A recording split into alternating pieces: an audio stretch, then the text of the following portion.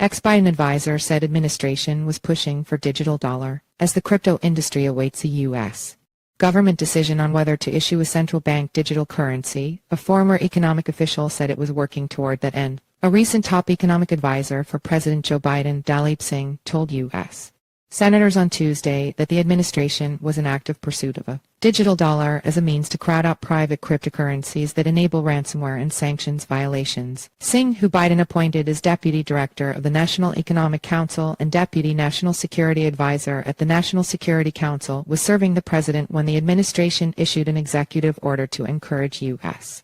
regulation of digital assets, he recalled in a Senate Banking Committee hearing. He said that Biden's March 2022 order was trying to push our government to launch a digital dollar, which I think is the single best step that we could take because it would crowd out the ecosystem of crypto that allows national security adversaries like Russia to exploit our deficiencies, our weaknesses in terms of our critical infrastructure. A central bank digital currency (CBDC) issued by the Federal Reserve could mark a dramatic shift in both the banking industry and the crypto sector, including in its potential effects on non-governmental stablecoins whose role may overlap a virtual dollar backed by the government. Since Biden's order, the U.S. Treasury Department followed up with its own report last year that recommended that the federal government continue to work on a digital dollar while it assesses whether such a thing is in the national interest. Singh, who has also occupied roles as an acting assistant secretary of the Treasury and as a senior official at the Federal Reserve Bank of New York, left the government in June to join PGIM Fixed Income as its chief global economist. He suggested cryptocurrencies enable U.S. adversaries to evade the impact of our sanctions to some degree, though such evasion may not represent a major share of sanction violations. He said even $1 of evasion is not something we ought to tolerate. Wall Street bank lobbyists have decried the idea of a digital dollar as a threat to the stability of the financial system, though a report from the Office of Financial Research argued in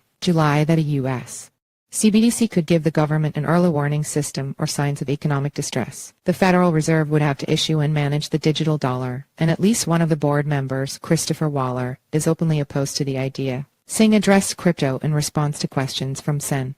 Elizabeth Warren DeMass, who argued Tuesday that cryptocurrencies are being used to hold U.S.